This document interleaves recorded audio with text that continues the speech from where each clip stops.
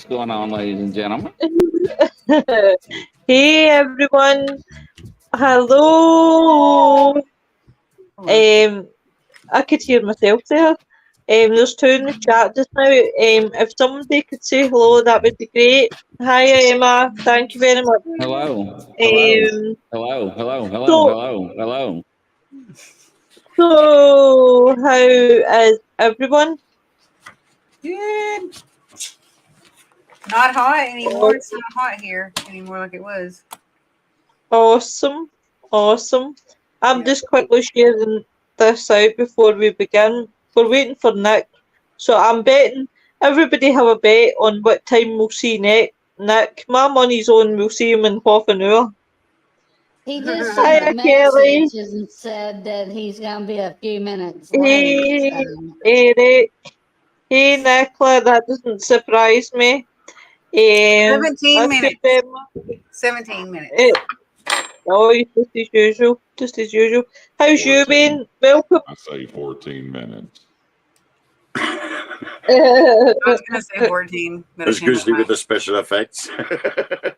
That is it. Good. How's it your week been? What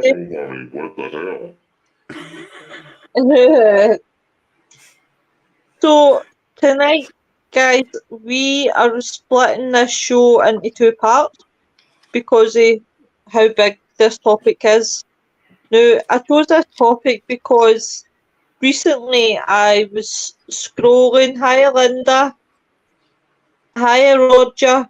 I was scrolling recently on Facebook, as I do, right? I don't buy a paper anymore. I just scroll onto Facebook's and type in what paper I read in that. And I was doing, obviously, the headlines.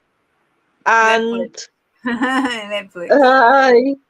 And when I was obviously scrolling, the Jill Dando case came up. And I thought, do you know what? I'm going to cover Jill Dando because there's new evidence that I'm waving as well, Linda, that has came to light. Hi, Rita. But instead of going straight into the new evidence that's came to light, I thought, obviously, because of the guys from America, oh, Jesus. No, Jesus. I don't know what's happened. It's cut off Simply Spooky.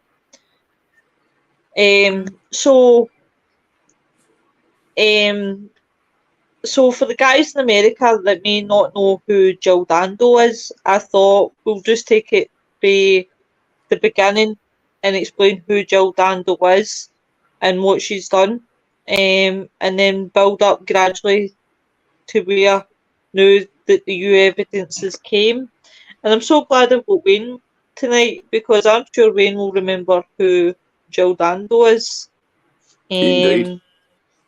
So, Jill Dando was born on the 9th of November 1961. She was an English journalist, television presenter, newsreader. She spent most of her career at the BBC, and she was actually deemed Corporation Personality of the Year in 1997. At her time of her death, her TV work included co-presenting the BBC One programme Crimewatch with Nick Ross. So for anybody that doesn't know what Crimewatch is, it's the American version of Most Wanted, Americans Most Wanted. Well, Crimewatch in the UK is the exact same. What it does is it looks at murders and looks at crimes and does reconstruction. And I mean, Crimewatch was on for, and Wayne, you maybe know this better than me, but I think Crimewatch had a really good amount of years on the television. Blimey. It went on, I think it was 33 series, 322 episodes. So that was 1984, I think it started, and I think it finished in 2017. Oh wow, so it's been a very long time. Yeah, good 30 years. It's a long time. I actually really So was liked it a it. TV That's show? why I kept... What, Rosie? Sorry. Was that a TV show? Yeah, it was a TV show. It was on the BBC Yeah. One. Because I can always Okay. remember my gran. She would always, me and her would always sit and watch it. It's just basically like, as I said, Americans Most Wanted. Basically, would bring up crimes and murders. Some well known, some not well known. But it would reconstruct them and just basically to see if the general public had seen anything, and things like that. So Jill Dando was well known and a very famous face on this TV programme. So I'm just going to talk about a wee bit about her career. So Jill Dando's first job was a trainee reporter for the local weekly newspaper, the Western Mercury, where her father and brother worked.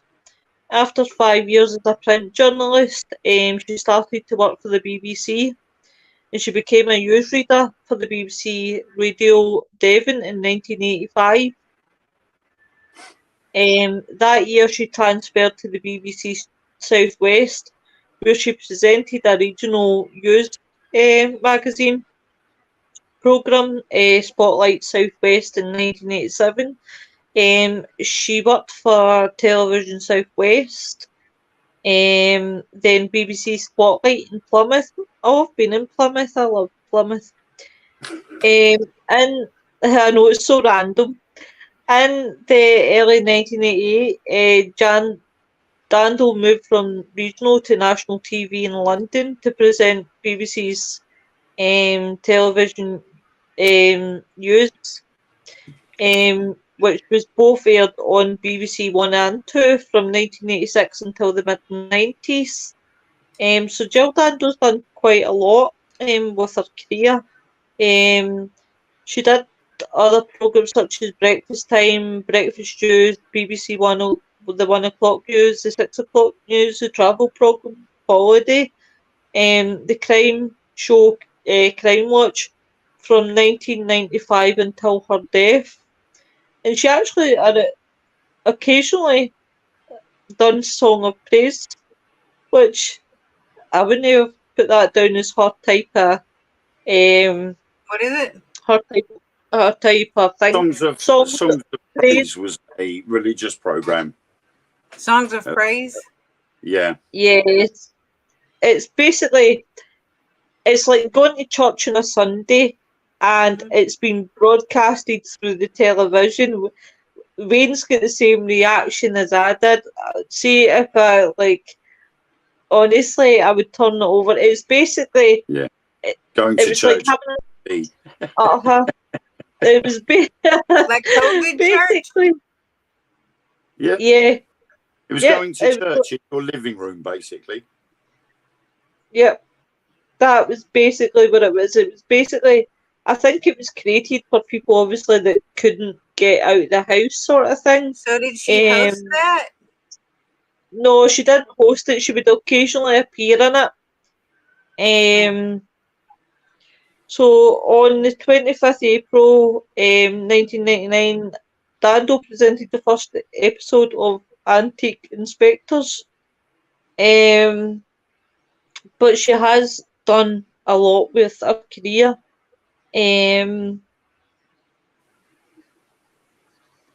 So at the time of her death, Dando was among those with the highest profiles of the BBC on-screen staff, and had been in, obviously, the 1997 Personality Year. But she's definitely done a lot. What else were you saying, Wayne, that she's done as well?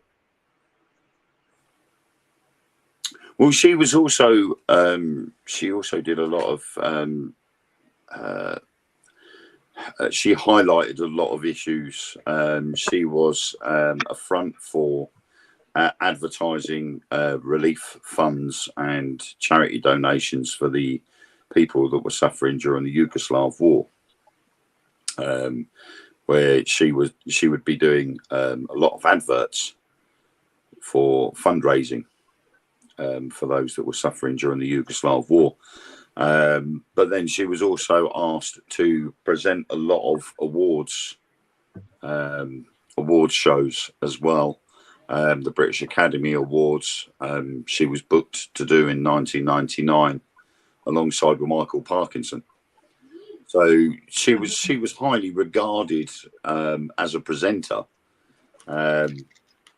So, you know, she obviously got her hands in many pies as such.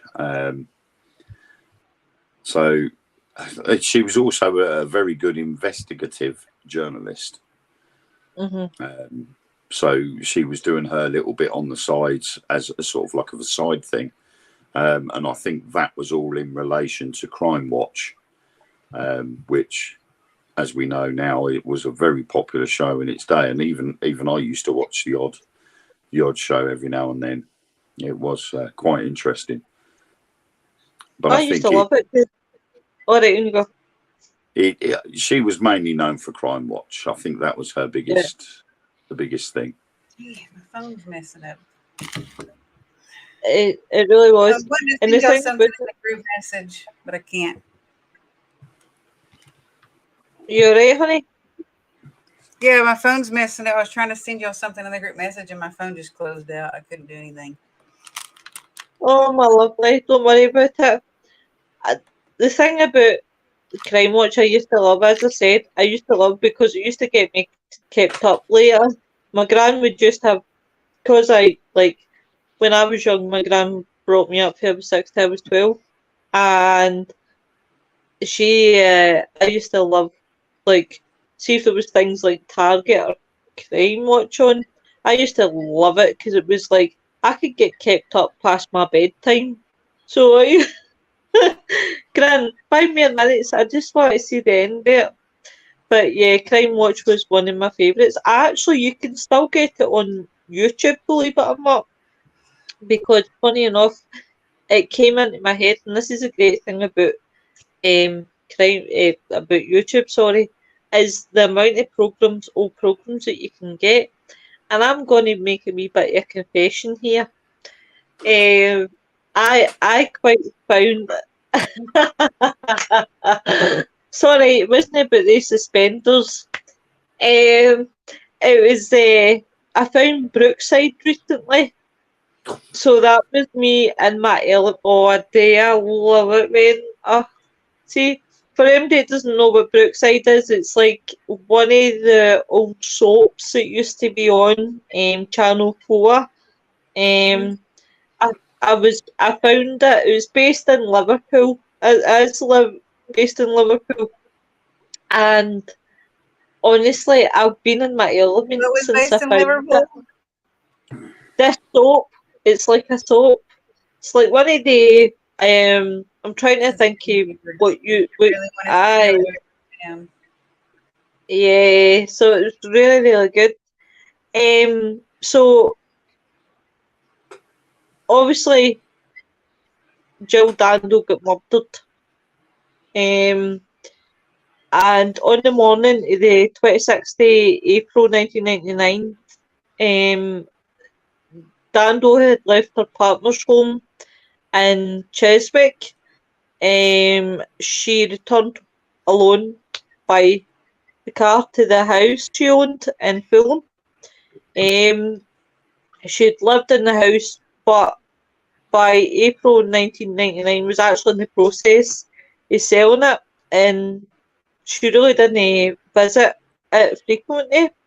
As Dando reached her door about 11:32, she was shot once in the head. Her body was discovered about 14 minutes later by neighbours. Police were called at 11:47. Jill Dando was taken to Charing Cross Hospital, where she was actually declared dead at 13:03. Now, as Was she alive Dando when they took her? Does it say if she was alive when they actually got to the scene, or is she dead already? She was dead on the arrival to the hospital. She was dead before the ambulance got to her. Mm-hmm. Okay. Because the preliminary report was that she was shot through the temple. I can't remember which side it was. It was the right. Yeah, her head was pressed to the Left ground. side. It was the left She side of the was temple. shot through the left, and the bullet exited the right. So, Are there she'd any have been photos pretty much- anywhere of her I don't think there would be. they took when they found her?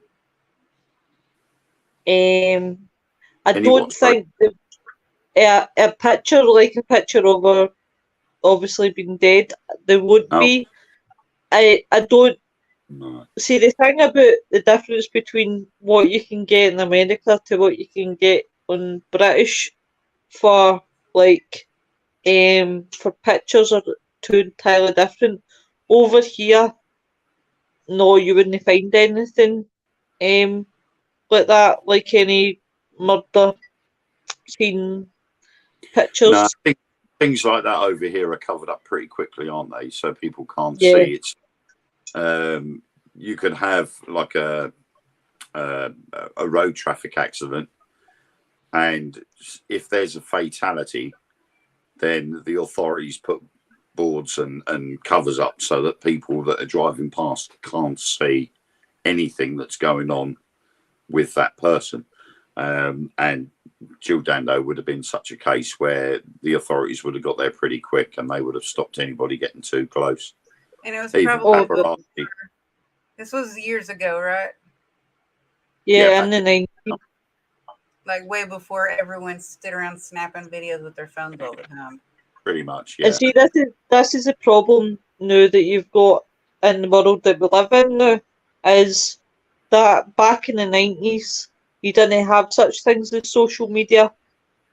You didn't have such things as people taking photos and things like that.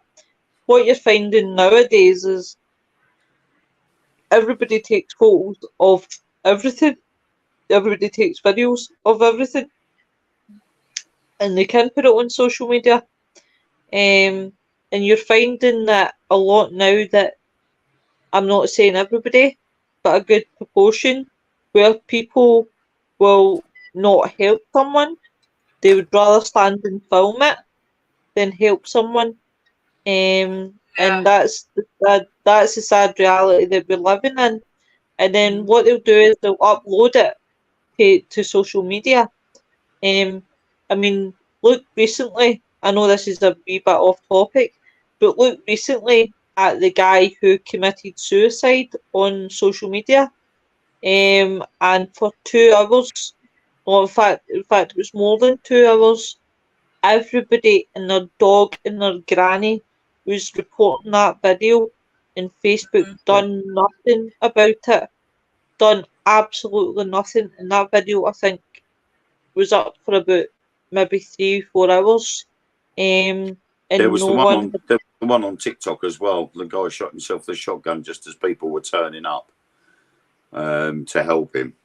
And it was about 4 or 5 days before it got removed because so many people were reposting it. I think TikTok had to create an algorithm so that the second anybody tried to share it, it was removed automatically. And it was so difficult, and it took them 4 or 5 days to get rid of it. It was everywhere. Yeah. Oh, it really, really is. And the thing is, the sad thing is, in reality, as the years go on, it's just going to get worse. It is going to get worse. It's going to get worse with social media. It's going to get worse with what you can do with your phones. It is going to be a lot worse. It will be So very. It will probably get to a stage like where the likes of China, North Korea, they limit what you can and cannot do on the internet. They'll just turn around and say, you can't access this, you can't access that. A bit like you can at home with your own Wi-Fi box. If you want your children to stop going to certain websites, you can put a block up that stops them from accessing them. And that's what the governments will do. They'll just turn around and say, right, you're not going to be able to use this website, that website. and that's social media. Oh, without a doubt. Without a doubt. And that's, the world's just gone crazy. The thing about Jill Dando was, though, she was about to put the keys in the lock to open the front door, and she was actually grabbed from behind, with his right arm. The assailant held her and forced her to the ground, so her face was almost touching the tiled stair of the court. Then, with his left hand, he fired a single shot at her left temple, killing her instantly. The bullet actually entered her head just above her ear, parallel to the ground, and came out the right side of her head. Forensics actually indicated that Dando had been shot by a bullet from a 9mm short caliber semi-auto pistol, with a gun pressed against her head at the moment of the shot. The cartridge itself appeared to have been subject to workshop modification, possibly to reduce its charge. Richard Hughes, our next door neighbour, heard a scream from Dando and thought it was somebody surprising somebody, but heard no gunshot. He actually looked out his front window, and while not realising what had actually happened, made the only certain sign of the killer, a 6 foot tall white man aged around 40, walking away from Jill Dando's house. Now a lot of people think for years, I'm not going to go on. I'm going to do a cliffhanger tonight. I'm not going to say what the new evidence is tonight. I'm going to leave that for next week, and everybody's got to go in the chat and call me a bastard. But this is what I love. I just want to do this like if it was EastEnders or The Sopranos. Leave it on a cliffhanger. So a lot of people did blame Crime Watch because if you look at it, right, her job was quite risky, what she was doing, right? Anybody that does these shows is quite risky because you don't know who you're dealing with, and you don't know how psychotic people can be. You just have to look at. I know this is not quite a comparison, but when you're in the line of work where you're well known, you open yourself up to stalkers and psychos. Yep.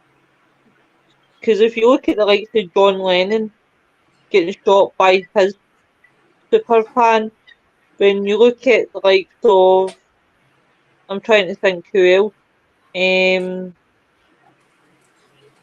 my brain's just shut down tonight. There's a lot of people. There's another girl, but she wasn't super famous. Her name was Christina something, and she was from like The Voice. And she was murdered by a stalker. I can't remember her last name. It was some weird last name, like a Greek last name or something like that. Maybe like Yaris. When you look at Sharon Tate, like point blank, like right in front of her, they were standing there to get like an autograph, and they just shot her and killed her. That doesn't surprise me. I mean, I suppose when you do go into this line of work, right, you are opening yourself up to a whole can of worms. And if you are doing shows like Crime Watch and America's Most Wanted, I suppose you've got to think of the risks there as well. Because you never know really what's going through someone's mind. So you don't know if they're that psychotic that they're not going to go after family, they're going to go after the people that are publicising it. And it's crazy. It is absolutely crazy. And I mean, that really broke a lot of people's hearts in the UK when Jill Dando died because of how popular she was. And I suppose in some ways, right, and I don't know if Wayne would agree with me or not, but in some ways, when you look at Jill Dando, you can't help but think about Princess Diana because of the Yeah, she resemblance. looks like her. The resemblance. So a lot of people, even my gran was heartbroken over Jill Dando because of how popular. There's a picture of Jill Dando. And she has got quite a resemblance to Princess Diana. Which is What's that? Diane quite Sawyer. She kind of reminds me of Diane Sawyer. I think that's who it is, too. aye, which is quite really ironic. Um, but yeah, she was very, very popular in the UK. After the murder, this was the thing. After her murder, there was a really intense media coverage about the case. An investigation by the Met Police was actually named Operation Oxford, and for a whole year, it proved fruitless.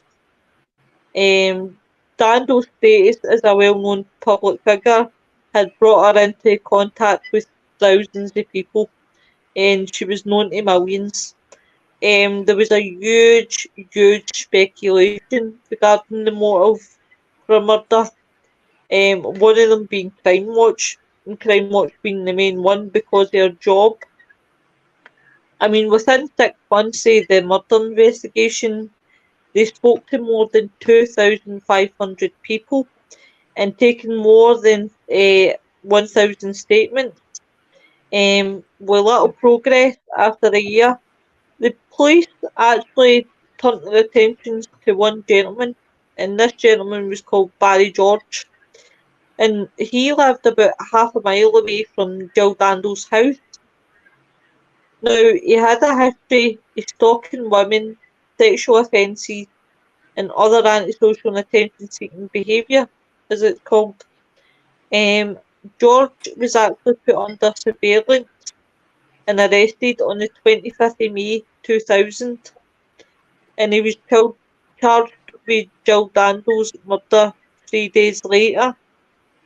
Now, George was tried at the Old Bailey. He was convicted the year after, on the 2nd of July, and he was sentenced to life imprisonment. Now, there was concerns about his conviction, and it was widespread on the basis that the case against George appeared thin, that there was no much evidence to suggest that it was actually Barry George. 2 appeals were unsuccessful, but after discredited forensic evidence was excluded from the prosecution's case, George's third appeal actually was succeeded in November of 2007. The original conviction was quashed, and the second trial lasted 8 weeks, which ended up in George getting let off with the murder in the 1st of August of 2008. Now, after he was actually acquitted, some newspapers published articles that appeared to suggest that he was guilty of Dando's murder and other offences against women. He sued the papers, believe it or not. He sued the papers and got rewarded damages. Bear in mind that he's done sexual offences, by the way, everyone, and he's been stalking women. But then again, one of the papers that he sued was, there's my boy, only half an hour late. I was thinking he was about to show up for some reason. I was looking at the clock. I was like, What's up, guys? Listen, don't you what's up? Where have you been? What fucking time do you call this? I was actually, I was really exhausted. I I forgot know. to set the alarm, I'm only putting it late. I was talking about you. I was like that fucking Nick. He never shows up here in town. Who does he think he is? So here's the thing. Wayne will know this paper very well. But there was a paper over here that caused a shitload of scandal, and that was the News of the World. Now, the News of the World, I have never seen a paper that is so. I used to read it right a lot as a child, What is it and my called? God, I couldn't. News of the World, Views of the World. Yeah. yes, Okay. yes, and it was a very well known paper, right? This paper had the finest detail right down to the very, the very dead. This paper knew everything, and actually, right, when you look at newspapers, doesn't matter whether you're in the UK, America, anywhere, right? Everybody knows that tabloids just put what they want to make a story look good, regardless of what they could blow it out a whole portion, right? This paper, the News of the World, seemed to know everything.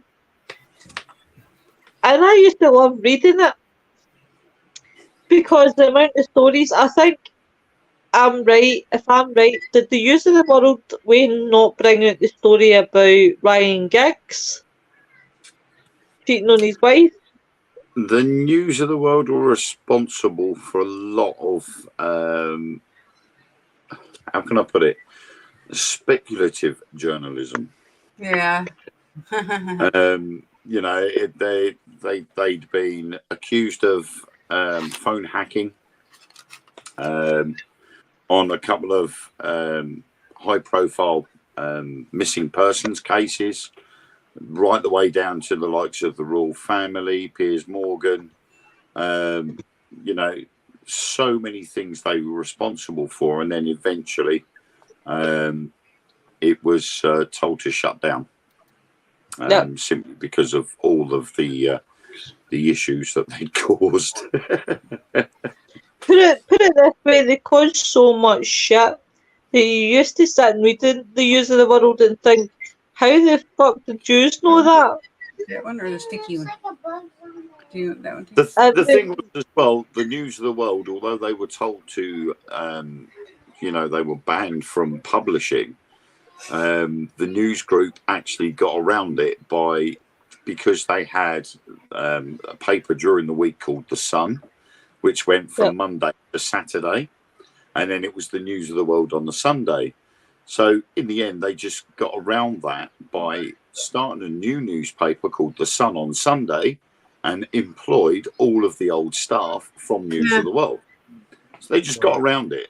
So the News of the World technically never really went. They just rebranded themselves. But so how was this male? How was the original suspect? You were talking about he was suing all these newspapers. So did he sue Views of the World? Yes. Yep. He sued the News of the World, he sued the Sun, he went towards the news group newspapers, and he actually won. And my eyes For the crossed allegations of being a stalker and for the sexual no, allegations? for the murder of Jill Dando. Yeah. It was for the murder of Jill Dando he went after. Because there was no denying that he was a sex offender. There was no denying that he was stalking women. That's He what I was was all gonna ask. convicted for that. Yeah, because I was going to say, I don't Um, think that they would all put that in the paper. If it was just a speculation, it'd have to be some kind of proof for it. Yeah. No, I mean, no. Yeah. You know, he that's normally. basically pursued libel action in the High Court in London because they had continued to say that he killed Jill Dando, even though that the court and jury had said no, there is no crime you've committed. You've had time served and all of this. You're not responsible for the crime, and yet the news group were actually turning around and saying yes, he did, and actually put it down in their newspapers and sold millions of copies. So he then went straight to the High Court in London and said, I want a libel case brought against them, and he won. And I think that was the catalyst that sparked all the other cases against the news group. I was going to ask if it started with new laws or something like that, some new laws to be put in place where people couldn't publish stories about someone unless. Well, yeah, I mean, it's a typical case of libel and slander. If you say something that's not true, you're done for slander, and if you write it down on paper, you're prosecuted for libel. You know, they lied about him in a newspaper. You know, he was proved that it wasn't him, so he thought, right, okay. So far, the last 7 years of my life have been absolute chaos, because I've been in jail. It's now time I make something back for it. And of course, as a result, he's practically set up for life, because he sued the News of the World. He got awarded substantial amount of money. So in a sense, that has made up for the time he spent in jail. And that's a typical situation where if you lie about someone, that's what's likely to happen. Right. But yeah. What about you two boys that's been quiet? One Grizzly, you're the quietest. Do you know what? You're getting far too quiet. Come on, speak to me. So, you know, when people watch those shows, you know what type of people watch those shows, right? Oh, God, bottom feeders. Yeah. They watch to see who gets away with what. They watch and see the elements of the crime, who does what, how they do things, and they also use that in their arsenal as well, and they learn from other people's mistakes. So just keep that in the back of your mind when you're watching these shows. Intelligent people watch them too, though. A lot of the intelligent people do. I'm just saying, a lot of I'm murderers throwing it are out very there. intelligent. Yes, they are. But people learn from other people's mistakes. Yeah. So, yes. Definitely. I think I'll actually, I think I'll actually agree with what Grizzly said. I probably would say the same thing as well. Definitely. I mean, some of the series that got thrown about Jill Dando was that it was a jealous ex-boyfriend or an unknown lover that had killed Jill Dando. This was quickly ruled out by detectives who interviewed all Jill Dando's friends and acquaintances and checked her phone calls.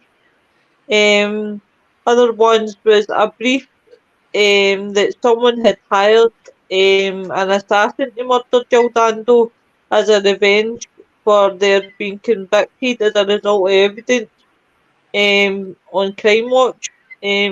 After the exhaustion inquiries, this was also ruled out by detectives, though to this day many people say it was because of crimewatch. Various theories even related to our time in Bosnia and Yugoslavia. I can't say that. Group. Yugoslavia. Yeah. Please excuse my dyslexic ass.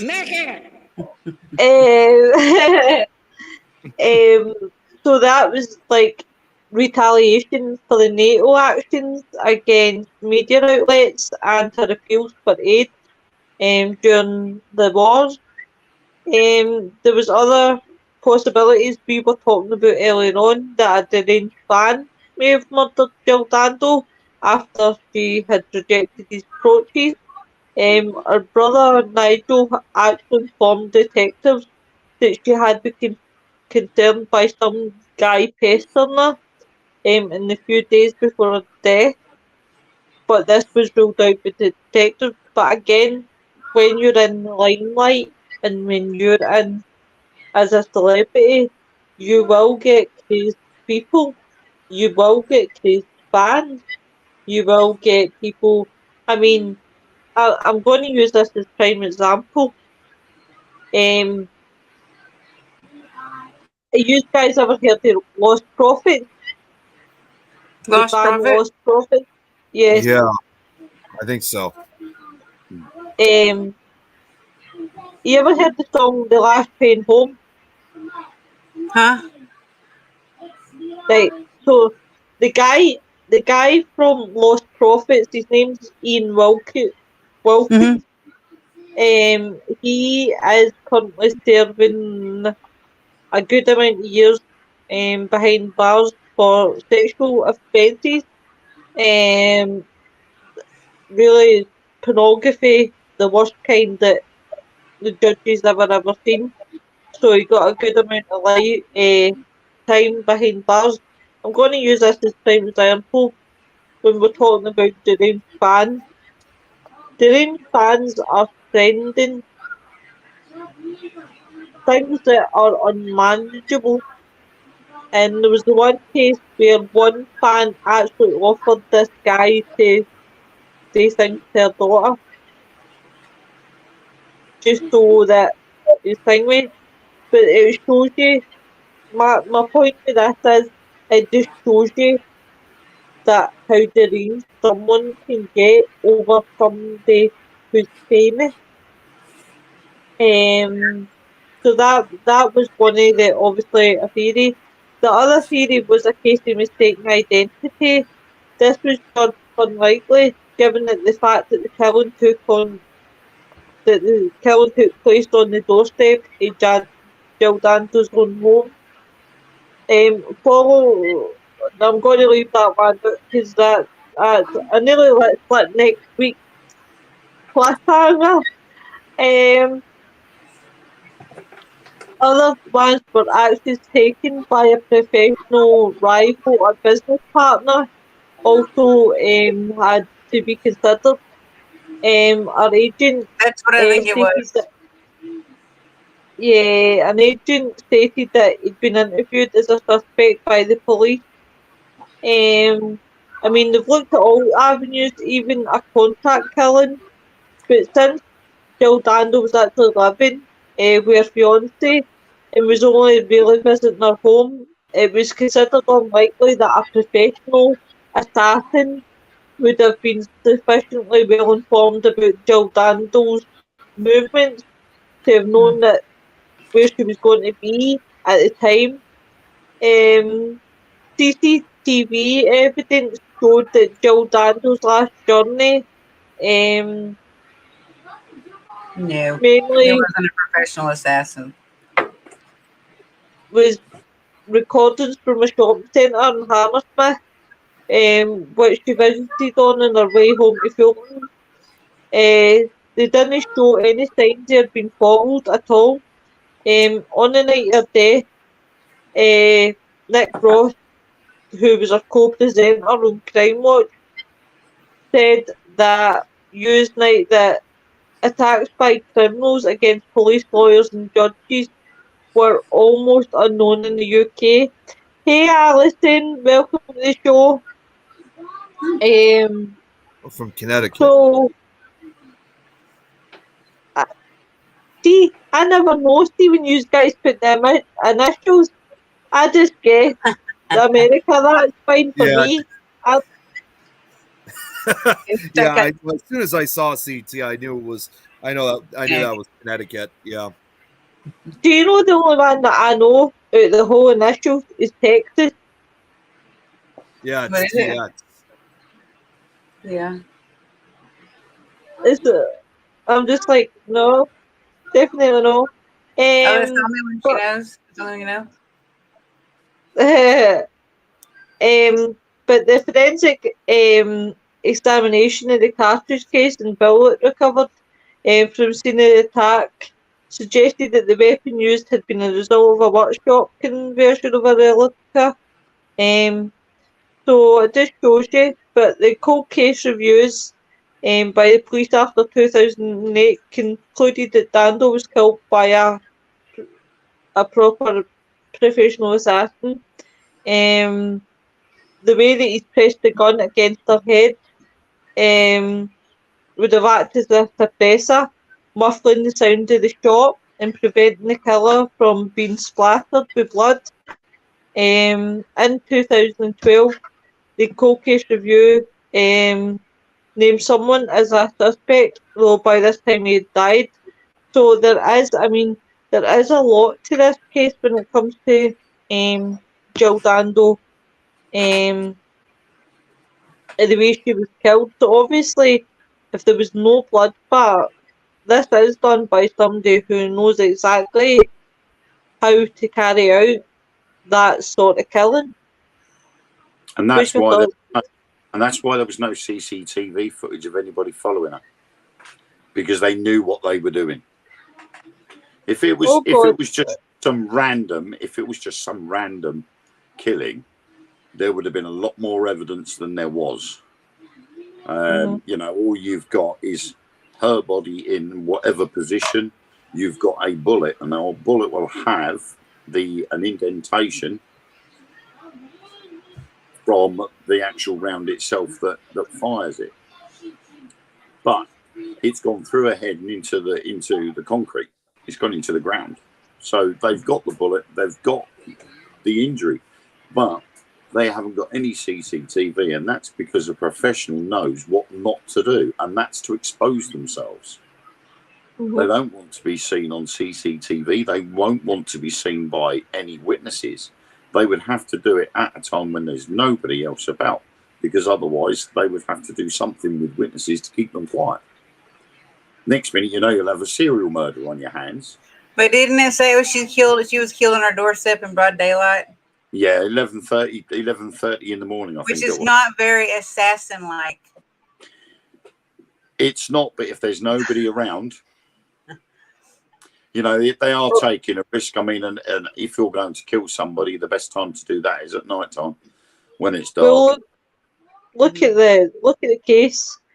And very early morning when it's still dark outside. Yeah. And nobody's about yet.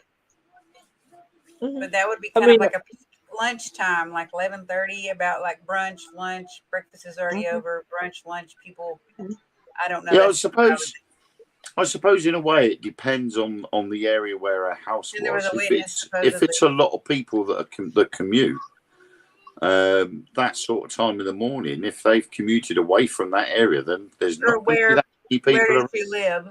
It also probably depends on where she lived at. Yeah. And it's not just that, but you've got to remember, if this is professional, they're going to have that worked out in their head. Whether it's broad daylight, whether it's mid-afternoon, whether it's tea time or bedtime, or earlier in the morning.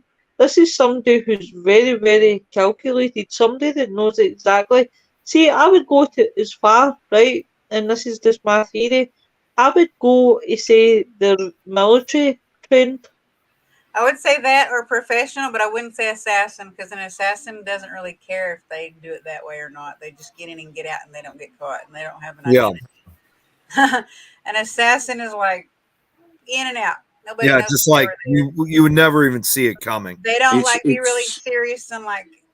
It is better to have professional, yes. Well studied, experienced, yes. But in like the Idaho 4 murders, still nobody knows who killed them.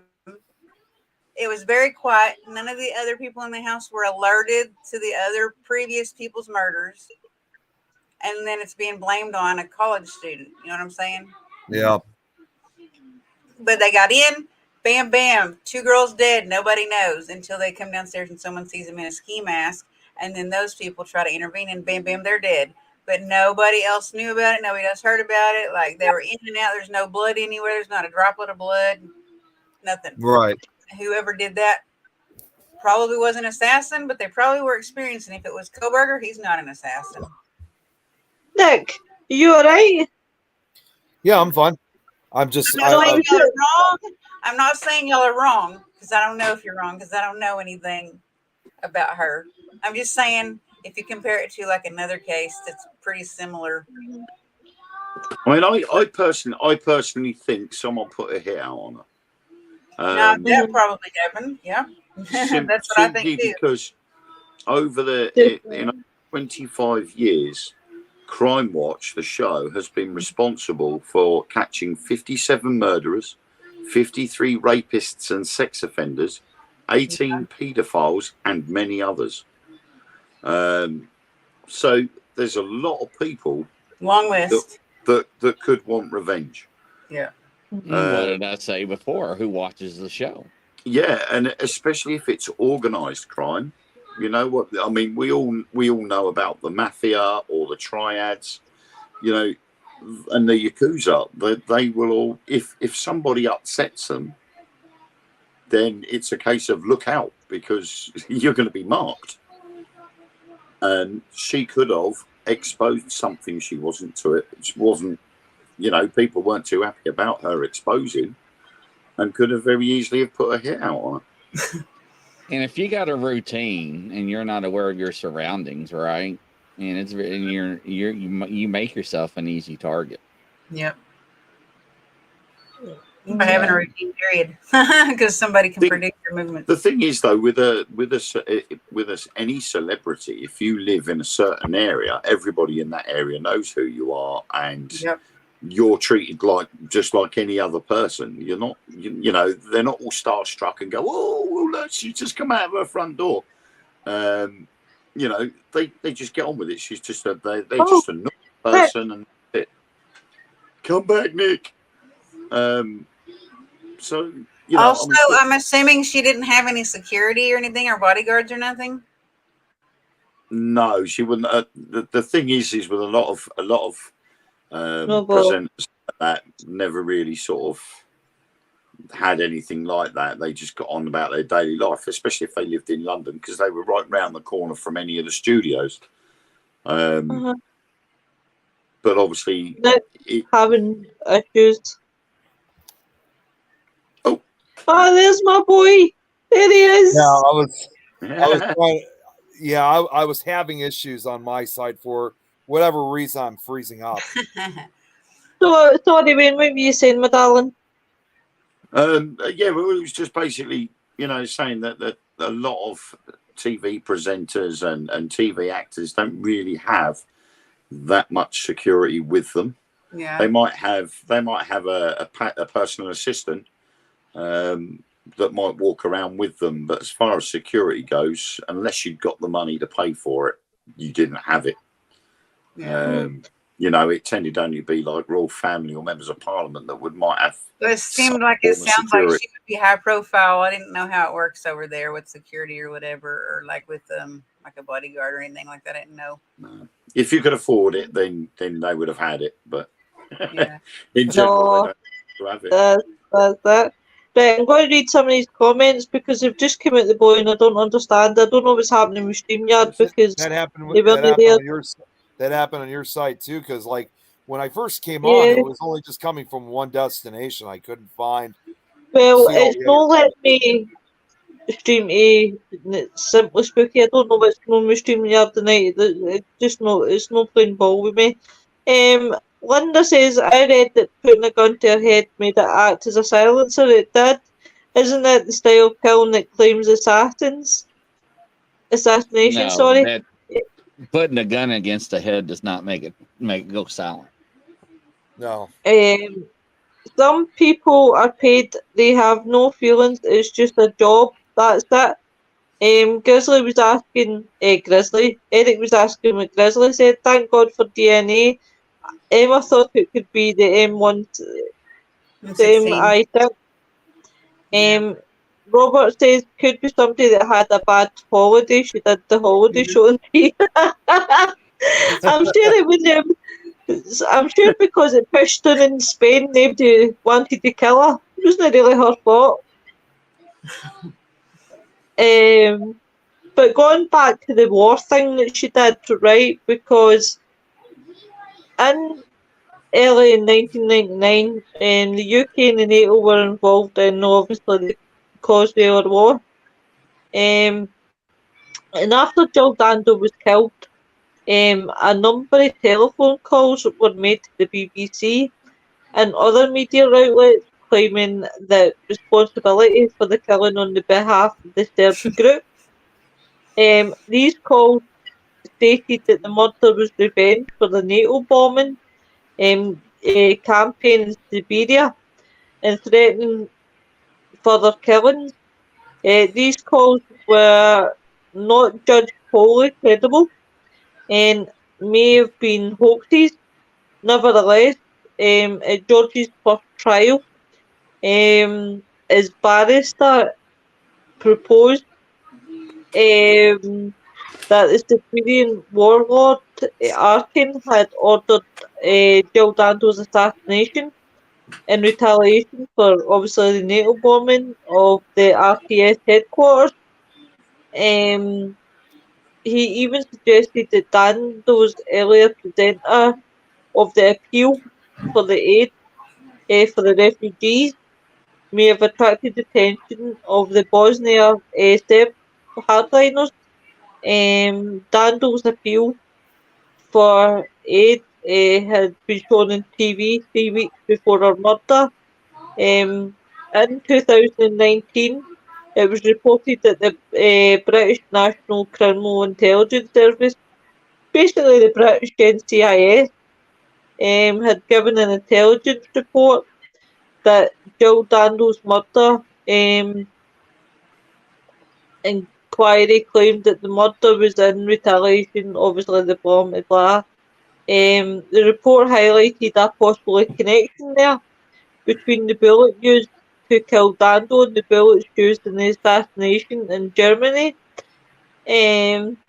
Namely homemade markings found on them. One of the journalists was assassinated outside his home just a few days before Jill Dando's murder. And the method used in both cases were actually proven to be identical.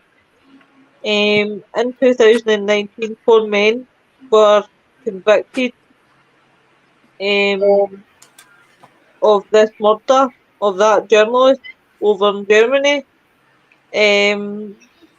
But there could be other factors there. Have you guys thought of having someone channel Jill Dando? I don't know about that one, Linda. In fact, there's someone who comes to my head right now that boils my fucking blood. And I think I know exactly. It boils through your blood. Yeah, it really does boil my blood. I don't know who it is. But I can guarantee you, if she passed away that long ago, that there have been at least a dozen psychics try to channel her. Well, there's one notorious one, obviously, that does it literally right after this person, like certain individuals. Oh yeah. Yep. And you know what I'm talking about. Does the name rhyme with Puff? By any chance? Yes, it is. Yes, it is. And it's full of fucking huff shit. Yes. I wasn't trying to name drop. I was trying to avoid slander or lie. I don't care. I don't care. Listen, the way that I can see it is, the way that I see it is, if he wants to fucking sue me. I have no money, so you can't get nothing out of nothing. So I don't care. But Linda, no, I don't think MD. Well, I've never heard MD that's been what you mean pointing fingers could get you killed. It's amazing what happens, Linda, in situations like this, and especially somebody like Jill Dando. Jill Dando was a very, very strong, independent lady, and if there was, obviously because her line of work, she was a journalist. She was like how do you describe it? Like a dog with a bone. If she got her teeth into a case, then I do believe she would have been the type of woman that wouldn't have let it go until she got what she was looking for. Robert says it was a message that no one was safe. It was a high-profile hit, got the result they wanted. Exactly, Robert. Exactly. But there's, as I said, there's so much to this case. But the mind-blowing fact is coming next week. So she might have wanted to be a lawyer and prosecutor. Well, this is very, very true, Linda. Very, very true. Hello, Nettie. I think she knew something that was She means someone, somebody. Maybe she means someone. Right. But definitely, it is. They're actually bringing they're actually bringing the documentary to Netflix. I don't know if it's arrived yet or not, but there's a Netflix documentary that's coming soon about Jill Dando, and I'm off a fucking gutty because I don't have Netflix anymore. So I'll just go on YouTube and watch it. That's if I find time after watching Brookside. Yeah, I was gonna say it should be eventually available for YouTube, so you should be able to watch it then. Emma says me neither. It's alright, we're on the same boat. Is it on Netflix? It's on Netflix. Yeah, it's on there now though. Yeah. September 28th, 26th. Awesome. Oh, this month? 26th of September. It's due out here. Because I know the British Netflix gets different. They get different shows and different movies than the American Netflix, don't they? Really? Yeah, there's so many times I've seen films and adverts for films on the likes of TikTok, and they've gone, "Oh, it's available on Netflix," and I've got a big list of all the films and TV shows that I want to watch, and I can't get them on Netflix because they haven't been brought out over here yet. Do you know what I find about Netflix, right? And this is a really screwed up fact, right? And see, when you look at it, now I've watched American Netflix and I prefer it so much over the British one because it's really fucked up that you guys get the programs I really want to see on American Netflix. Yet in normal UK Netflix, oh my god, it's turning into I don't know what. I quite like it. I mean, I recently watched a series called Ragnarok, and it was Norwegian, and they had dubbed it into English with English subtitles, and I really enjoyed it. Yeah. It's like the other ones as well, like Squid Games. The popularity of Squid Games, that was unbelievable. I love Squid Games. You know, people were going out and buying the tracksuits, buying the face masks for Halloween, and that's Korean. Do you know, right, me literally, right, me and Stephen had a bit of argy-bargy that night, and now I'm so stubborn, right, see when it comes to, I am so stubborn and I won't admit that I'm watching something, right, because I'm so pissed at him. I'm like, I'm no fucking admitting I'm watching this, and I'm sitting there and I'm trying to mind what I was doing, and I was getting engrossed in Squid Game, and he's like, "Are you watching that?" And I went, "No watching it." And then could feel my eyes drawn back to it. Do you know I watched that full episodes, like such and such, right to the very end, see, before we knew where it was. It was 3 o'clock in the morning. I just couldn't stop watching this Squid Game because I was so fascinated with it. It was like one of the ones that I'll watch it, I'll wait to know, I'm desperate to see how that one goes in the next show. So the next one came on, and then the next one before the 3 o'clock in the morning. I was like, Jesus.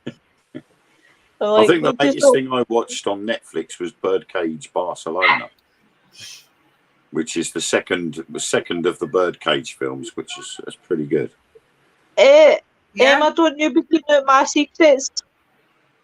But Bird Box, is that the Bird Box one? Birdcage. It's something else. That's what I was wondering. I didn't know there was a sequel. Yeah, I'm just going to read some of the comments. Cliff says, I reckon the last notes that she wrote would have given clues, same as the ones that was shot a couple of weeks ago. Sorry. Robert says, to say a man who was, let's say, starstruck was to blame, I don't think so. He just was someone to blame. The cameras were on him. He was on the TV. Exactly. Yep. That's between us, Emma. But Bird Box was brilliant. Yeah. I don't like Sandra Bullock. I don't know what it is. I just don't like her. I don't. love I her. really don't. She's one star that I can't watch her movies. I just can't get into. But see, Bird Box, I fucking loved it. I Yeah. thought it was brilliant. Absolutely. The second one is just as good. I So really I need to to. that one. Bird Box Barcelona. It's set on the same timeline. And, Yeah. there is a rumor that there is going to be a third one as well, because that has been one of Netflix's most popular films. Yeah. Aye. I must admit, it was like really, really thingy. And do you know who was in it that I absolutely love and I think he's brilliant? Is John Malkovich. He's the best actor. Yeah. See when it comes to fuck cycles, he plays them really well. Because I liked him in The Line of Fire. Talk about deranged. He's deranged in that. I think Denzel Washington is a very good psycho. I haven't seen him being a psycho. I've always seen him being the good guy. Denzel Washington, no. I have been watching Manifest on UK Netflix. Problem is, it only shows series 1 and 4. I had to buy DVD from local China man out of a for series 2 and 3. What you like, Cliff? You can get quite easily. You have to watch The Equalizer, Lois. Watch The Equalizer. I watched the third one the other day, and I love them. Yeah. Denzel Washington is a great psycho, right? He makes a good psycho. He can play any role. Yeah. Denzel. Yeah. He's one of my favorites. Do you know who I really, really like as a psycho? And he's really, really good. No, actually, Jared Butler. See, I'd always think Jared Butler is good. But see, when you look at the law-abiding citizen, what a fucking good movie. And he played it really, really well. And so did Jamie Foxx as a lawyer. Really, really good. Loved that film. Absolutely loved it. In fact, I really, really want to see Shawshank Redemption again. Oh, that's a great film. Morgan Freeman. It's a film. Oddly enough, although it's a Stephen King story, I can't watch the film. Really? Can't watch it. Really? What is it about it? Why not? What's the part you don't like? Well, because I love horror, and I write ghost stories myself. To me, Shawshank Redemption isn't any of them. Is it? I didn't even know it was a Stephen King. Shawshank Redemption. No, it was. And to me, Stephen King, it was like when he did The Running Man, because The Running Man was written by his other name, Richard Bachman, and it was science fiction. Then when they made the movie of it with Arnold Schwarzenegger, I then discovered it was a Stephen King book written by the other name. And I'm like, seriously? Stephen King did science fiction as well? And that comes out later on when he did Dreamcatcher. Put it this way, like with Shawshank Redemption almost, is like, this is one of those, this is a story along with a few others, including also another one, Stand By Me, where truly Stephen King takes a break from making his stories as part of the horror genre to doing something a little bit more, I guess you can kind of say more mystery or kind of drama related. So it's kind of like a break from him from his typical stories that he writes, which is normally in the horror genre. Yeah. And like I say, when he did science fiction, he wrote under the name Richard Bachman. Yeah. So you had like the Bachman book with the Running Man and all that lot. It was a different name because it was a different genre. So he sort of wanted to keep his name out of science fiction and sort of stick. But when you look at the Running Man, although it's set in the future and it's very sci-fi, it still is in a way horror. It's quite gory. So, you know, it still sort of local Chinaman fills in. You know, I mean, it's you know, some of the stuff that he wrote is brilliant, and for me, Shawshank Redemption just didn't fit in there, and I couldn't get on with it, so I never watched it. Arthur C. Clarke, 2001, way ahead of its time. I must admit, like, I love out of Stephen King's all his films. I really love Mystery. Misery. Absolutely Misery, absolutely love Misery. Aye, You know, it's funny. It's there you funny. go, Bob. The show I do Tuesdays, with Don on Fear Fans, we're actually starting to be talking about Stephen King movies now on his show. Yeah. It wasn't so late for Lois and Wayne. If it wasn't so late for you guys, I'm sure we probably would have brought you guys on that as guests. So it's got You really don't want to look at my bookshelf. My bookshelf is full of Stephen King books. I've got 3 shelves absolutely loaded with Stephen King books. Oh my gosh! I have quite a few too. Some really old ones. And I've just recently purchased a Stephen King's It doormat. Oh my god! With Pennywise the Clown on it. So I'm quite looking forward to getting that. And I've got I like doing the old diamond paintings where you get the little gems and tap them on the canvas. Absolutely. I don't know how you can do them. I would end up with them all in my face and my horns. And there you go. Ellen's taken a picture of my shelves for me. Look. Oh, she's like, let's zoom in on that. And there are show that again. Oh my god! Yeah, mine aren't all there those big are others books. as Some well, of them are but little I can't paperbacks. fit them all on the shelf. That's crazy. But yeah, I got this diamond painting, and it's got Pennywise the Clown in. It's got Chucky, Freddy Krueger, and that's going to take quite a while to do. I think it's probably going to take me about a year to do that. But I thought, you know what? I'll have that as a backdrop behind me instead of having this horrible wall. Well, that's the best way to have it. But I must admit, I love Misery. I was going to crack the joke earlier to English. It's kind of like me and him. I would love to chop his fucking legs off him too.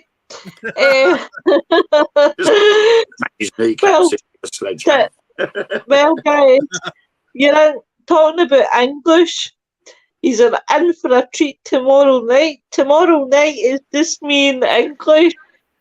So we're going to be ripping each other to shreds. Tomorrow night's subject for Frighteners is going to be a good one. It's not going to be to everyone's taste.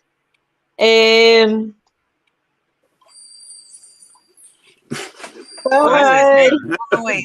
Bye, Grizzly. Oh, he did give away, but I wondered who he was waving He at. messaged us. Oh, I was waving at him. Bye. So tomorrow night it's not going to be to everybody's taste, and I do understand that. But tomorrow night we are going to be looking at Alistair Cowley. Oh, jeez. Oh, man. So it's not going to be to everyone's taste. But that meaning both have obviously interest in Alistair Cowley. English fancies him. I've said, look, you're just not good enough for him.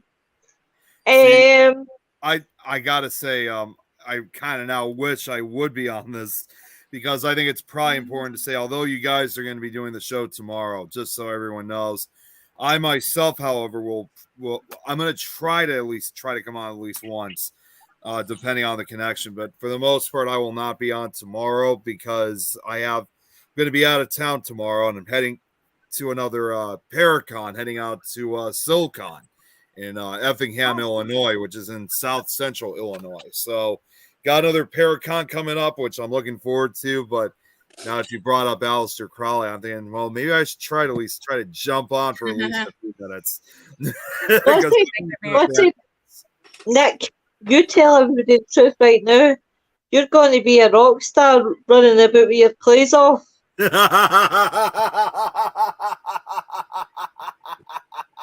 Who's Eric? They said Lo and Eric have managed to read any of the Book of the Dead I sent you. Oh, Cliff, you need to resend me it because it wouldn't let me open it. I actually meant to message you and then forgot about it. I've got a brain like a goldfish. I think it must have been because it was when you were recording the audio book for the new project I'm doing. Aye, definitely. Send me it again, Cliff, honey, if you don't mind. But yeah, so we're doing Alistair Cowley, but the fact it's me in English, just together, hand in hand. Oh, can't wait. That will be interesting to check out. There's going to be a lot of this, and a lot of you. And I hope your hedgehogs are shit. I said that a bit wrong, but fuck it. Hedgehog what? Oh, never mind. I'm having one of the nights where my medication's taking off and I'm speaking gibberish. I was like, I know a Monday little bit night- about Aleister Crowley. I don't remember anything about hedgehogs. You don't want to know about hedgehogs. Did he have like a Nick will sacrificial tell you- hedgehog farm? I'm just kidding. Nick will tell you about hedgehogs when he's rocking it up like a rock star. I don't know exactly. I don't know too much about hedgehogs. I mean, I'm more familiar with the game of Sonic the Hedgehog. Yeah. I would turn around and say, Nick, that you're mere a Gorilla Glue corn sort of guy. They're But cute. definitely, Hedgehogs are cute. it's definitely going to be a good show. It's going to be a lot of. I don't even know if we'll get to speak about Alistair Cowley because we'll be too busy ripping each other to shreds. Maybe 5 minutes worth of I hope you Alistair do. Cowley I you'll hope get. you do. I'll come on there in the comments and be like, hey, have you talked about Aleister Crowley yet? You know, Just to get we'll it back. spend we'll spend the first 10 minutes ripping each other on each other tricks. Nick Next, Stocky. What? Donkey Kong. I have That's a no wonderful idea what he's supposed. I mean, I know who that is, but I don't know what he means That's a by good game. that. It's a Do I good really want to know? Robert's probably saying about Nick swinging his Donkey Kong when he's doing the old karaoke. That old arcade game.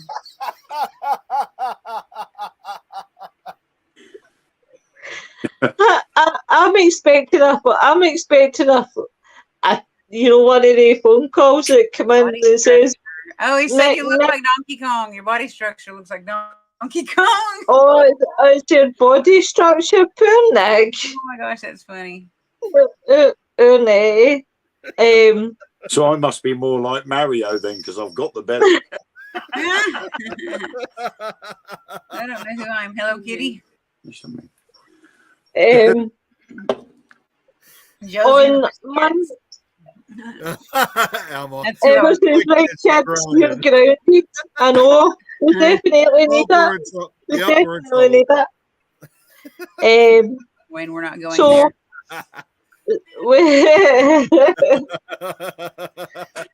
so, Oh, So- Luigi! what? In fact, see if you gave Mark some hair and gave him a wee beard, he would be Luigi.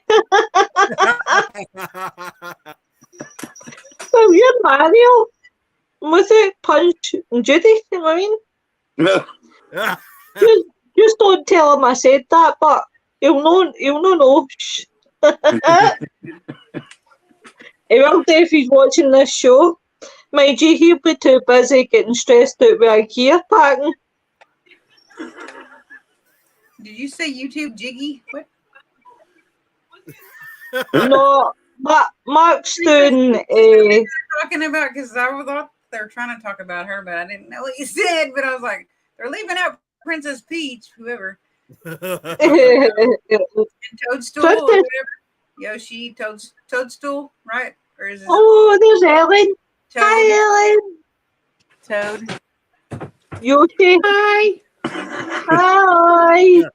In fact, I've changed my mind. Mark can be Princess Peach. Princess Peach. Oh my gosh. I want to be Princess Peach.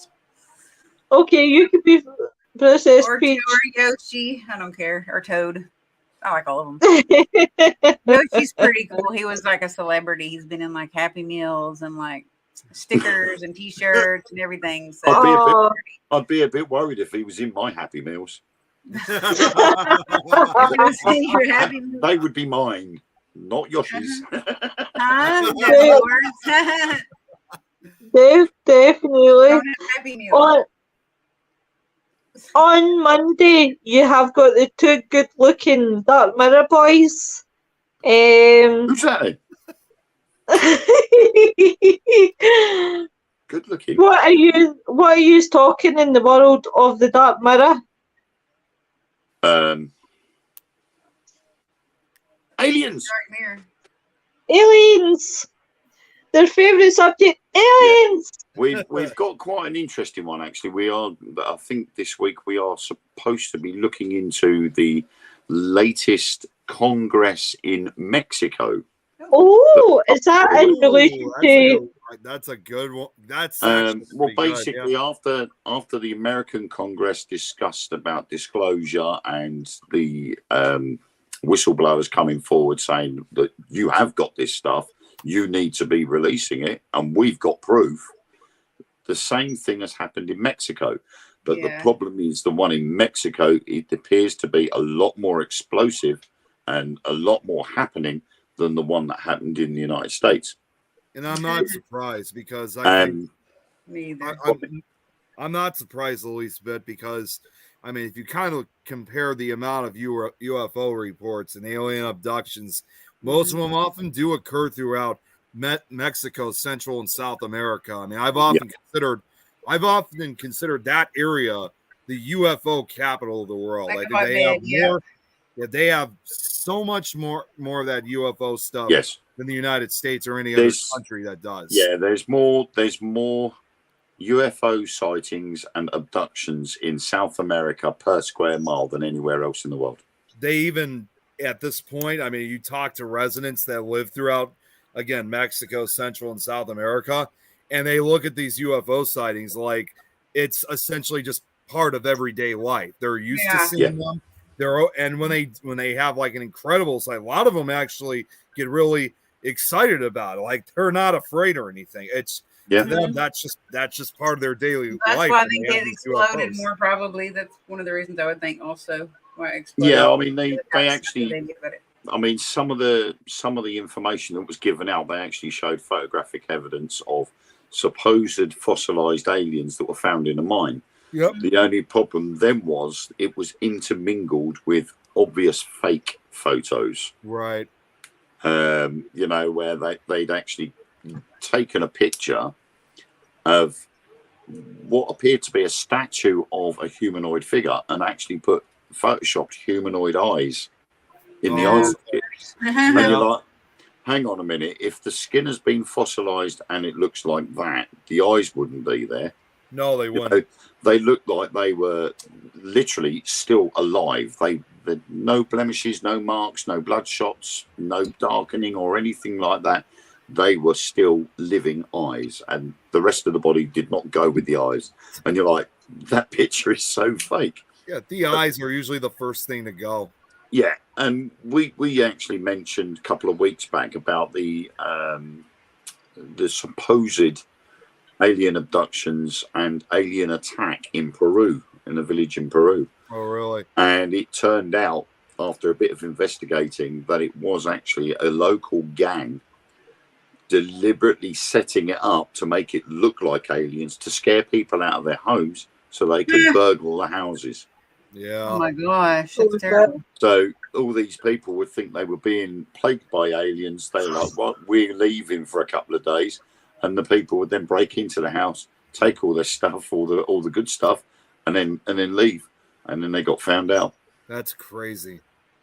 So it's you know, but by this point it was going all over social media, and again, this is where social media now has taken over from most news outlets, because the word spreads on social media so much quicker than any other type of media.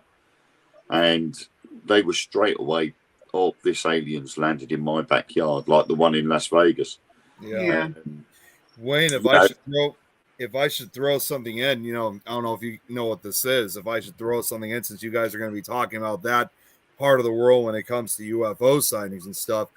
Yeah. Did you ever hear that story about what's called the Star Child skull? Did you ever hear anything about that? Or that isn't the crystal skull, is it? The same as no? It's not a crystal skull. Long story short, it was in the summer of 1930. There was a young Texas girl in Mexico that was exploring an abandoned mine shaft, and then when she checked it out, she said that she found a full human skeleton lying in this abandoned mine shaft. But then right after she saw that, she saw what looked like a mound that appeared to be a grave, and she unearthed it, and it showed another full skeleton. But the weirdest thing was that when she compared the two skulls together, she saw that one was completely different than the other. And yes, most likely it could. I mean, there are skeptics out there. It could have just been maybe a deformed child that may have died and been buried there. But it was eventually later dubbed the Star Child skull because of its small size and otherworldly appearance. I think the skull still exists today. So, but it's often been used in a lot of like UFO research, but that also came from Mexico. Well, it's. I haven't heard of the Star Child skull. I will openly admit that. But they've found skulls all over the world that have these deformities with them. Either they're long at the back, or they're wider than normally, or they're domed. And it's very easy to point the finger and say it's a deformity. There's something genetically wrong with that person before they died. That has, they've pointed the finger at likes of some sort of syndrome like the Elephant Man, and things like that, and say, well, it's just a deformity. But it would be how that body was found, the circumstances behind it. This is what the Star Child skull looks like. This is the actual skull itself. It's very, don't look at it. It's bigger than it normally should. It's wider than it normally should be. And the nasal cavities, if you look at the nasal cavities there and where the tear ducts are, right, they look a lot further apart than what they should be. Yeah. And that would be a very strange deformity if that's the case. I think the forehead is abnormal, very abnormal. The forehead and the frontal region. The Star Child skull, I do recall, was featured on an episode of Monster Quest, and they kind of did like a computer graphic of what would it look like for a person, basically, like if it was all completely flesh covered, and it obviously would show that the face of the skull would not necessarily be a normal human head or face. It would have an alien, almost like a alien kind of look to it. But again, it's hard to say whether this could be truly like an extraterrestrial skull or if it was just a deformed child that may have died. And unfortunately, the young girl that found the skull, strangely enough, she mysteriously died after finding the skull. So she was never really able to really give an account of how she found the skull. Yeah. I'm just having a quick look through it, and it does. Yeah, there was DNA testing done in 2003 at Trace Genetics. The child belongs to a haplogroup C, and since mitochondrial DNA is inherited exclusively from the mother, it makes it possible to trace the offspring's maternal lineage. But they certainly do think. Oh, hello. They reckon this is what the child would have looked like. This is some people may find this a bit upsetting, but this is apparently what the syndrome that the DNA testings have said it results. This is the result of that issue. Yeah, it's hydrocephalus. Yeah. Oh my god. Water in the brain. Lovely. So it's it's difficult, isn't it? And like when you find something like that, it's where do you point the finger? Yes. Can I help you? You know. When I was actually pregnant with Lincoln, they told me that he might turn out that way. Yeah. And I was very, very, very sad and very upset. And I prayed every second of every hour of every day that he didn't turn out that way so that he would be able to have a normal life. Yeah. And as well, I mean, that was found in a mine shaft, wasn't it? Yeah, it was found in an abandoned mine shaft. And we're looking at back in a day where, unfortunately, if a child was born with a deformity, then that was it. Yeah. You know, they wouldn't have wanted to have kept them. Clifford says that he was born with an alien-shaped head at the back. This was due to it being a dry labour, and the fact that while inside my mum's womb, something was dripping on the back of my head to create the shape. Friends at school called me Billy Whiz, a comic character from Reno. It went down after 5 years. Billy Whiz. Yeah, I remember Billy Whiz. But yeah, I mean, it's because while the baby's forming, the skull is made of plates, isn't it? And they join up together. Yeah, it's like when you're and then really, they seal up. Put it this way, like when you're at a really young age, your bones are basically like cartilage at a point. You know, they're still growing. And then after you get to your teens and over, that's when the bones really start hardening up. And that's when, for the majority of time, the bones really take shape. And that, when they harden completely, you know, that's a permanent effect. Yeah. I mean, my youngest son, Freddie, had the bit that comes down the front there. It took its time to close up. So we had to be careful what he did, and so he didn't back his head on something and there's a baby move. that actually looks like that skull, the skull that you were showing. There's a baby right now. It's like a celebrity. Oh, really? And its family is a Hispanic or a Mexican family, and they're all over TikTok. If you look it up, if you look up baby with whatever that's called, I can't remember what it's called. This baby has to stay on its back all the time because its head is so heavy that they can't sit it in a normal baby seat. They have to lay down in the back of the car to the hospital in the doctor's office. They can't sit in the baby's car seat, and his eyes are not there. So it kind of looks like is it a type of hydrocephalus that he's suffering? Or? I think so, but he has other things wrong with him too because he has to have a tube going up his nose, I think, like a feeding tube. There's that fucking pest, that baldy bastard. The soft spot in a baby's head takes a while, and that goes it does, Alison. By the way, just especially for Scott, Nick, you're the love of my life, the apple of my eye, the cherry on top of my cake.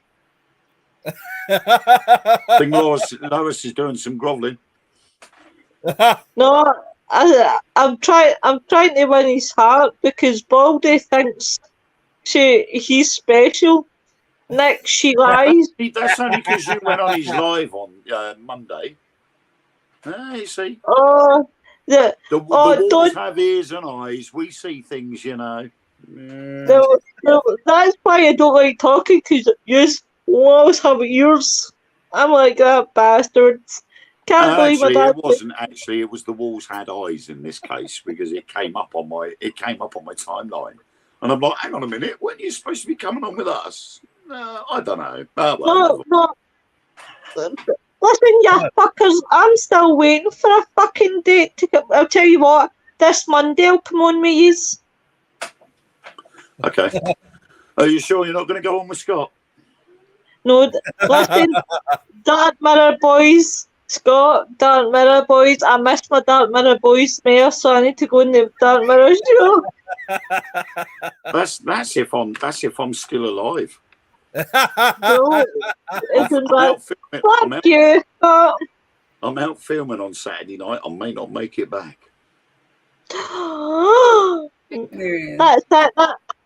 That means then I can have a full-time spot in the Dark Mirror show. Wayne's disappeared. I just need to shave my hair off and make myself more manly. No, I've been told I've got to make it back. You've got to come home. You ain't leaving me here. Scott, are the t-shirts ready yet? I love Lou. Fucking yes, Cliff. Tell him. Yep.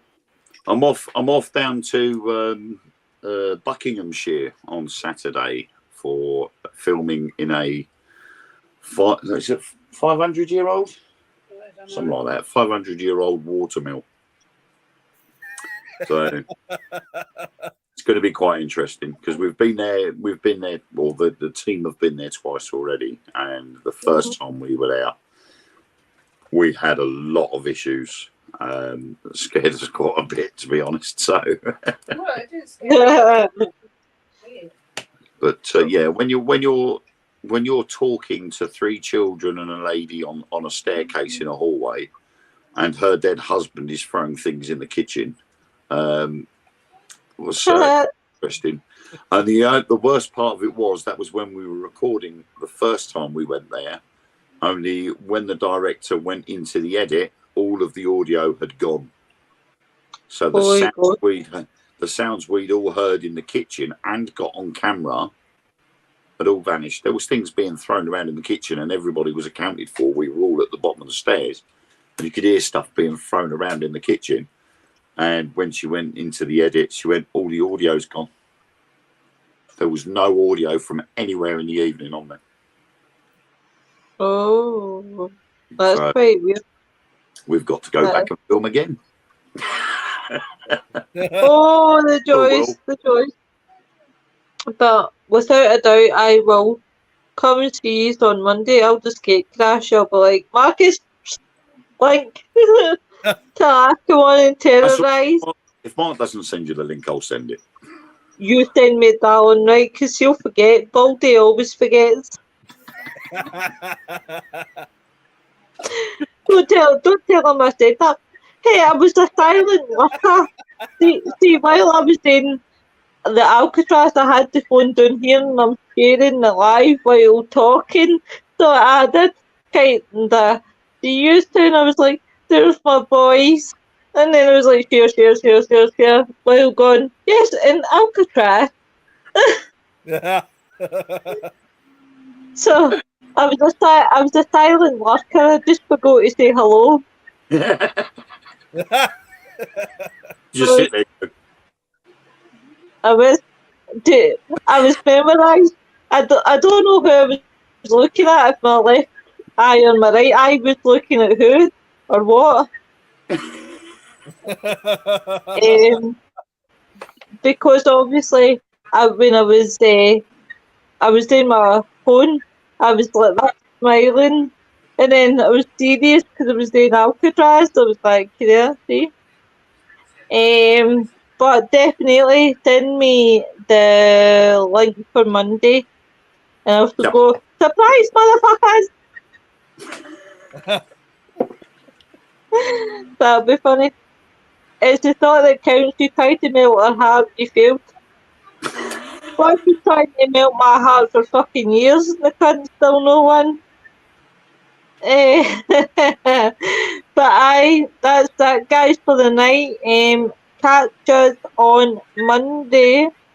But everybody have a good weekend and stay safe. Oh, tomorrow, sorry, fuck's sake. Tune in to Fighters tomorrow night. I know. I'm forgetting what day of the week is. My medication's just gone. It's just kicked in. Aye. That's it. But everybody have a good night and I'll speak to you all soon. Bye. Bye.